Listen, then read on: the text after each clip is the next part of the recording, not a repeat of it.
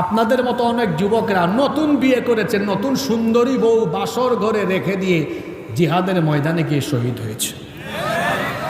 ঠিক আর সুবহানাল্লাহ তো কইতে পারেন, কিন্তু উপলব্ধি করতে পারেন না। আপনারা বিয়ের সময় অফিস থেকে ছুটি নেন, স্যার নতুন বিয়ে 1 মাস ছুটি লাগবে।